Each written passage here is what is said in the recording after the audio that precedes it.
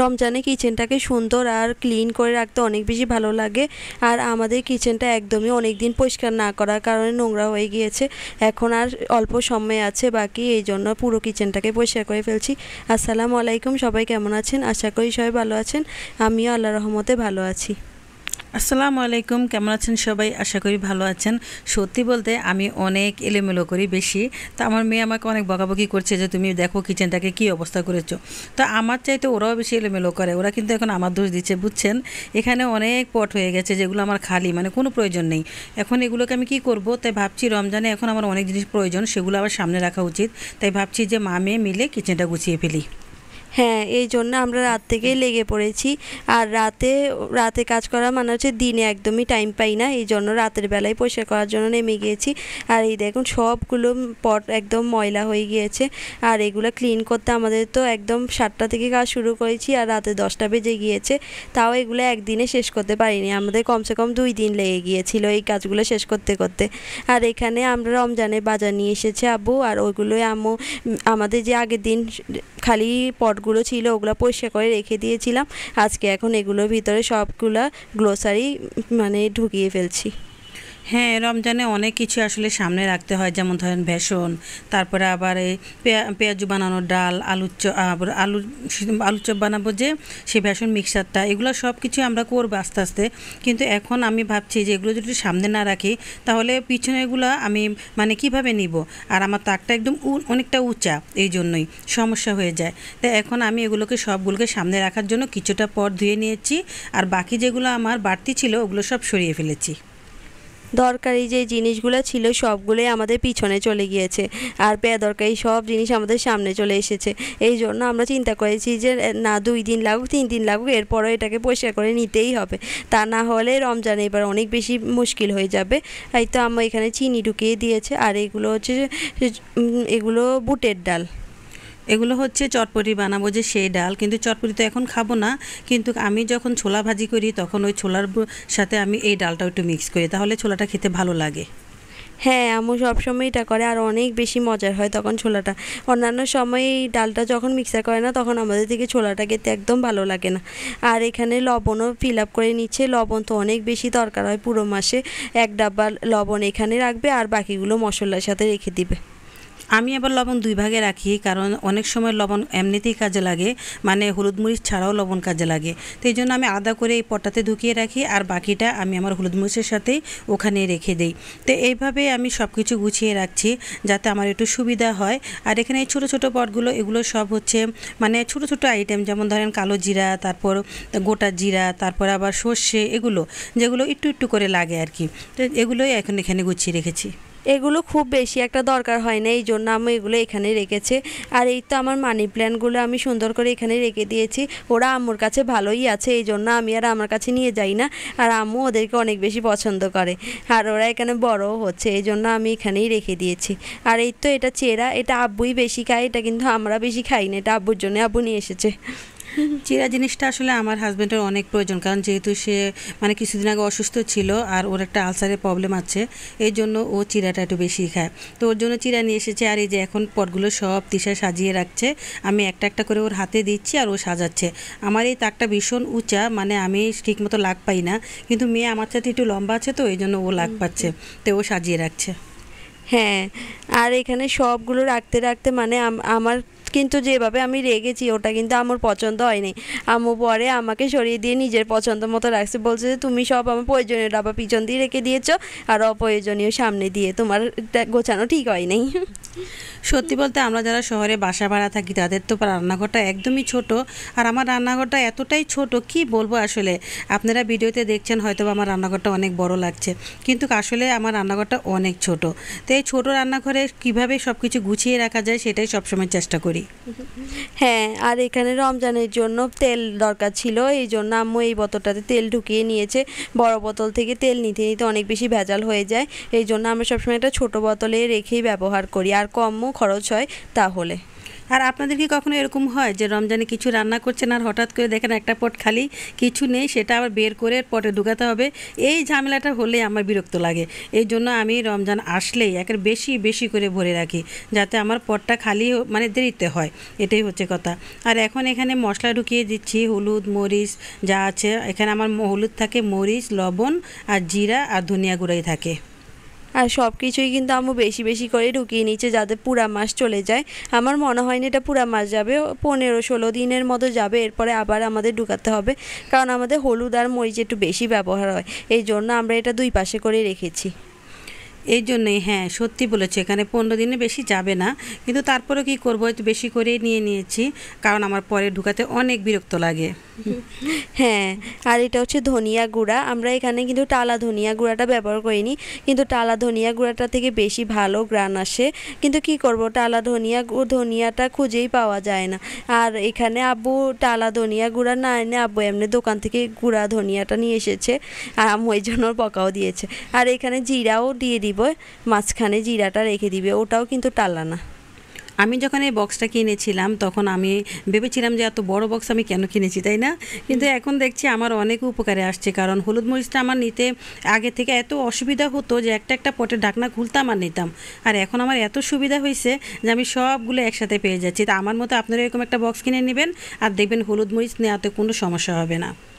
হ্যাঁ, আগে একটা একটা পট খুলে আমাদের নিতে অনেক বেশি অসুবিধা হতো, কিন্তু এখন আমাদের অনেক সুবিধা হয়ে যায়। এটাতে একটা খুললে সবগুলো পাওয়া যায়। আর বেশিরভাগ হলুদ মরিচ জিরা লবণ এই 4টা জিনিসই আমাদের বেশি প্রয়োজন হয়। আর উপরে বক্সটাতে আম্মু গরম মশলা তেজপাতা দারুচিনি এগুলোই রেখে দেয়, ওটা বেশি আমাদের প্রয়োজন হয় না, এই জন্য ওটা সবচেয়ে উপরে রেখেছি।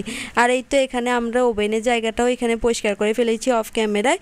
আর এই লাইটটা খুব সুন্দর লাগছে, রমজানে এইসব লাইট দিয়ে রাখতে অনেক বেশি সুন্দর লাগে, রমজান একটা ফিল চলে আসে।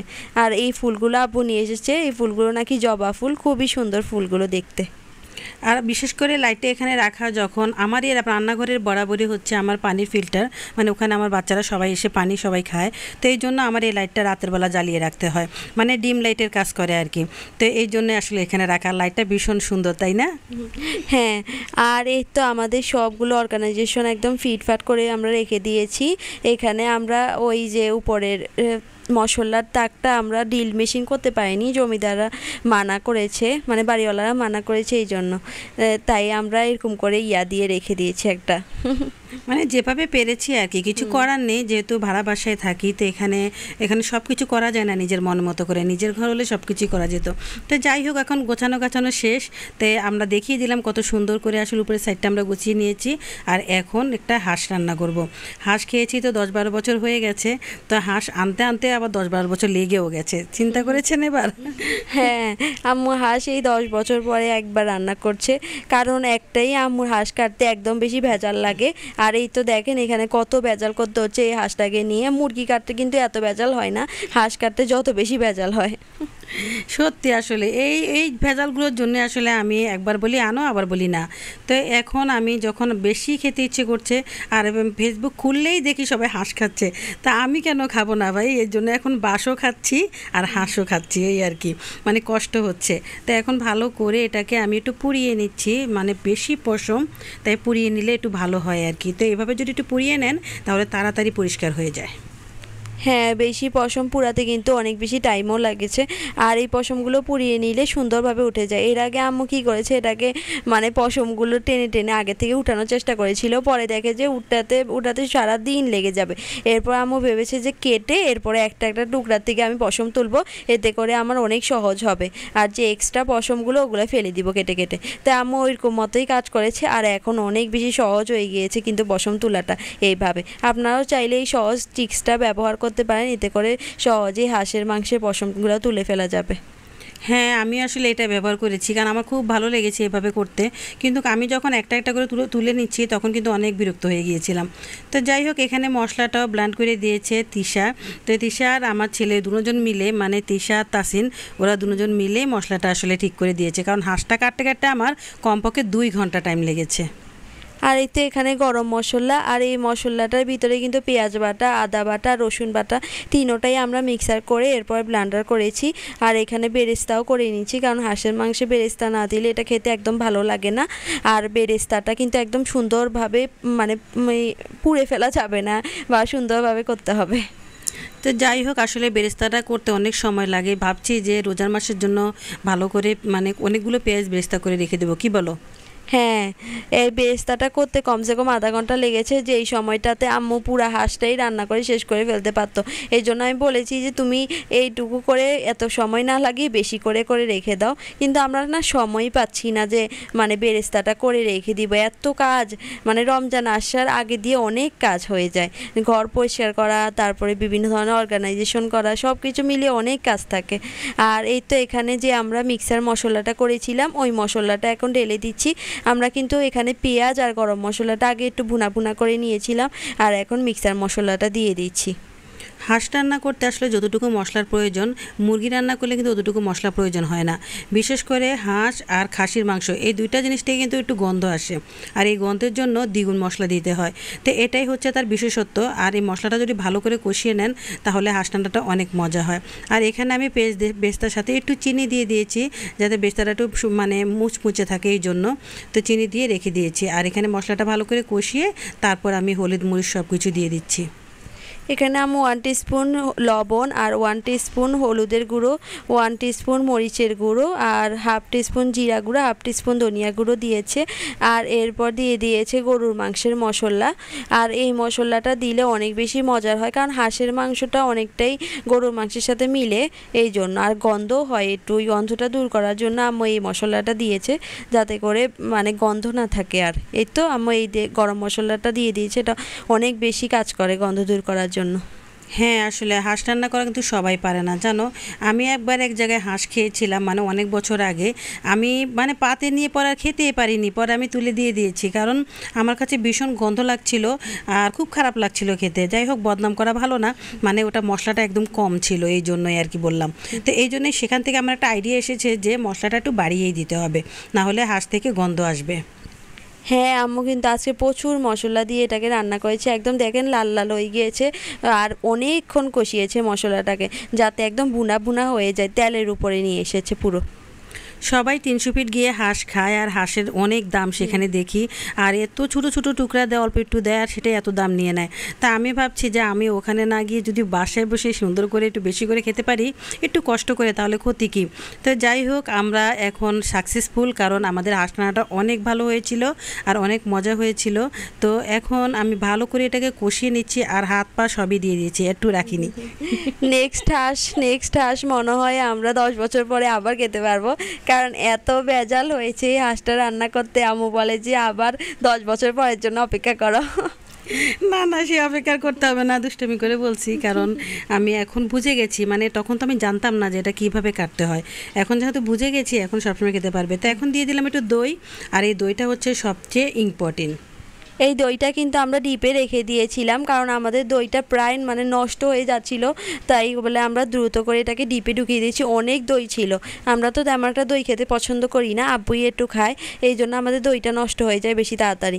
আর ডিপ থেকে এখন বের করে দিয়ে দিয়েছি। আপনারা চাইলে দই ডিপে রেখে অনেক দিন খেতে পারবেন, কোনো সমস্যা হবে না, শুধু রান্না করে খেতে হবে, এটাই।